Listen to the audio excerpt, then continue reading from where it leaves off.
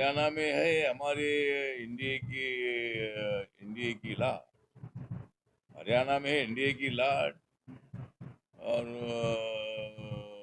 वहाँ हार जाएगी हमारी फोगाट। मेरा तो मतलब एकनाथ शिंदे का भी रहेगा, देवेंद्र फडणवीस का भी रहेगा, अजित पवार का भी रहेगा, मेरा भी रहेगा। हाँ। नहीं, वो तो अभी कोई चेहरे का विषय नहीं है। अभी तो एकनाथ एकनाथ शिंदे जी के नेतृत्व में चुनाव लड़ा जाएगा। लेकिन जिस पार्टी की ज्यादा सीटें आएगी उनको मुख्यमंत्री पद तो मिलेगा। इसके बाद मैं महाराष्ट्र जाता था, उन्होंने मुझे डायरेक्ट ले गए उधर। महाराष्ट्र में एक 10-12 सीटें हमने मांगी है। हमारी पार्टी की ताकत के मुताबिक हमने 10-12 सीटें मांगी है।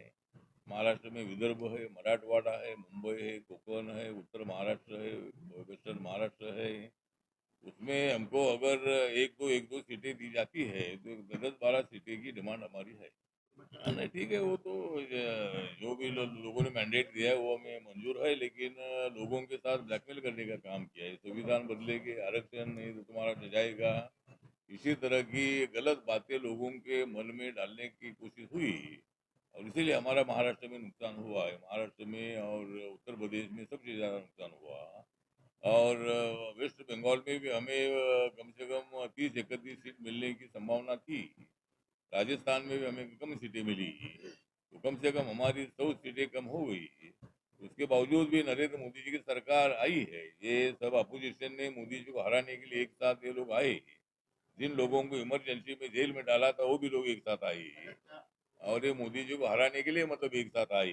लेकिन मोदी जी हारे नहीं है। मोदी जी क्लियर मेजोरिटी लेकर सत्ता में आए हैं और 5 साल तक हमारी सत्ता रहेगी, और उसके बाद भी 5 साल तक हमारी सत्ता ही रहेगी। चीन की तारीफ की उन्होंने और कहा कि चीन में और वियतनाम में रोजगार की समस्या नहीं है। चीन की तारीफ की राहुल गांधी ने अमेरिका में जाकर। इसलिए राहुल गांधी ने चीन की तारीफ की है, चीन की वियतनाम की तारीफ की है कि वहाँ रोजगार की कोई दिक्कत नहीं है, सबको वहाँ रोजगार मिल रहा है। मुझे लगता है कि राहुल गांधी जी जो बातें करते हैं वो बातों में बिल्कुल मजा नहीं है। मतलब वो अभी चीन की बात कर रहे हैं, और हमने बार बार आरोप लगाया था कि भाई चीन को सपोर्ट करते हैं अंदर से, और हमें बोलते हैं कि भाई ये चीन ने अपना एरिया अपने ताबे में लिया है, मोदी जी कुछ नहीं कर रहे हैं। तो मुझे लगता है कि राहुल गांधी जी ने चीन के बारे में अच्छी बात करना अच्छी बात नहीं है। और जनता ने उनको सवाल पूछना चाहिए कि भाई राहुल गांधी जी, जिस चाइना ने हमारे जमीन पर कब्जा करने की कोशिश भी की, लेकिन उनको भगाने का काम हुआ। हमारे आर्मी ने उनको भगाया है, और अपने 1 इंच जमीन पर भी कोई उनका कब्जा बिल्कुल नहीं है। हमारे आर्मी ने उनको उधर से पूरा हटा दिया है। तो राहुल गांधी अगर चाइना की बात करते हैं तो उनको चाइना में भेजना पड़ेगा। सर एक चीज और है, चिराग पासवान जब राजनीति करते हैं उन्होंने अपना स्टैंड क्लियर कर दिया है जनगणना को लेकर। तो आप महाराष्ट्र में चुनाव है, आप जातीय जनगणना को लेकर मतलब आपका क्या मतलब है? नहीं, एक तो मेरे पार्टी के तरफ से मैंने पहले भी मांग किया है कि जाति की जनगणना खाली ओबीसी की ना हो। जाति के आधार पर जनगणना होती है तो सभी जाति की जनगणना हो, जनरल कैटेगरी की भी हो। उससे ये मालूम होगा कि भाई हर जाति का परसेंटेज निश्चित कितना है। कि कालेलकर कमीशन के मुताबिक ओबीसी का परसेंटेज 52 बताया है, मतलब उन्होंने स्टडी के अंदाज के माध्यम से। तो और शेड्यूल ट्राइब का जो सेंसस है वो जाति के आधार पर होता ही है। लेकिन अभी जब सेंसस होगा तो मेरी पार्टी की भी मांग है कि जाति के आधार पर होना चाहिए।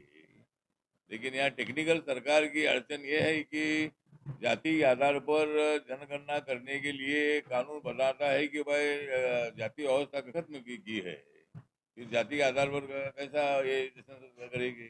तो पहले सरकार का भी प्रॉब्लम था। जब राहुल गांधी जी आज मांग कर रहे हैं कि भाई जनगणना करो, तो जब आपकी सरकार मनमोहन सिंह की थी उसके पहले 60 साल तक आप सत्ता में थे, तो तब आपने क्यों नहीं किया। अभी बोल रहे कि भाई आप जनगणना करो जनगणना करो। तो सरकार की टेक्निकल डिफिकल्ट ये है, उसके बावजूद भी मेरे पार्टी की तरफ से मेरी मांग है कि कौन से जाति का क्या कितना परसेंटेज है मालूम होने के लिए जाति की जनगणना होनी चाहिए। और कानून से जाति व्यवस्था खत्म हो चुकी है, लेकिन समाज में आज भी जाति व्यवस्था है। उसको खत्म करने के लिए हम सब लोगों ने प्रयत्न करने की आवश्यकता है। सामाजिक न्याय के मामले में कौन सा चीफ मिनिस्टर सबसे बेस्ट है?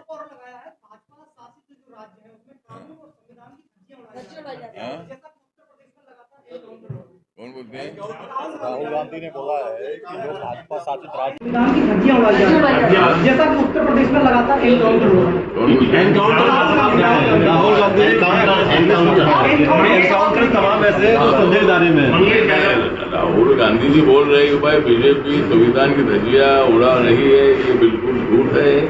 लेकिन मैं इतना बताना चाहता हूँ कि हम राहुल गांधी की धज्जियां उड़ा रहे हैं। महिलाओं की सुरक्षा पे क्या कहना चाहेंगे? देश भर तस्वीरें बहुत गलत महिलाओं की सुरक्षा के बारे में हम जहाँ पर बीजेपी की सरकार महिलाओं के अत्याचार के बारे में हमारी सरकार बहुत बड़ी इमोशनल है, बहुत बड़ी चिंतित है। कोई आईडी दे रही है दीदी ने भी इसके संबंध में अपनी भावना व्यक्त की है।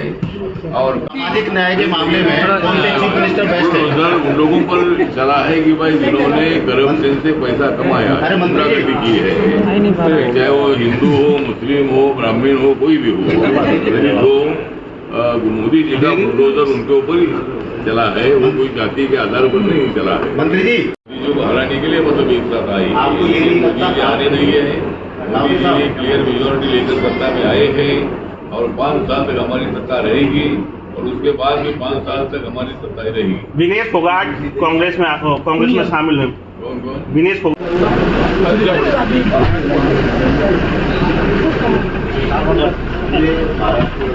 संविधान की धज्जियां उड़ाई जा रही हैं, जैसा कि उत्तर प्रदेश में लगातार एनकाउंटर हो रहा है।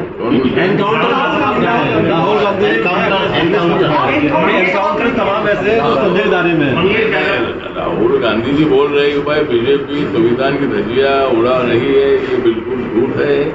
लेकिन मैं इतना बताना चाहता हूँ कि हम राहुल गांधी की धज्जियां उड़ा रहे हैं। महिलाओं की सुरक्षा पे क्या कहना चाहेंगे? देश भर तस्वीरें बहुत गलत महिलाओं की सुरक्षा के बारे में हम जहाँ पर बीजेपी की सरकार महिलाओं के अत्याचार के बारे में हमारी सरकार बहुत बड़ी इमोशनल है, बहुत बड़ी चिंतित है। कोई आईडी दे रही है दीदी ने भी इसके संबंध में अपनी भावना व्यक्त की है। और मतलब ये नहीं है कि रोज हंगामा करो, प्रधानमंत्री बोल रहे तो वो बेल में आकर बैठो। इसको लोकतंत्र नहीं बोलते हैं। लोकतंत्र उसको बोलते हैं कि इसी पर आवाज उठाओ, सरकार को सुझाव दीजिए, ये होना चाहिए, वो करना चाहिए। खाली हंगामा करने से काम नहीं चलेगा। और इसलिए हंगामा कर रहे हैं कि भाई ये चाहते थे कि भाई 4 जून को हमारी सरकार आएगी, ये हमारे खड़गे जी बोल रहे थे। लेकिन उनके मतलब उनको बहुत बड़ा चैलेंज हमने स्वीकारा, सीटें हमारी जरूर कमाई है, लेकिन हमारी को क्लियर मेजोरिटी मिली है। और मनमोहन सिंह की सरकार सामाजिक न्याय के मामले में कौन से चीफ मिनिस्टर बेस्ट है? नजर उन लोगों पर चला है कि भाई जिन्होंने करप्शन से पैसा कमाया, गुंडागर्दी की है, चाहे वो हिंदू हो, मुस्लिम हो, ब्राह्मण हो, कोई भी हो, तो मोदी जी का बुलडोजर उनके ऊपर ही चला है। वो कोई जाति के आधार पर नहीं चला है। मंत्री जी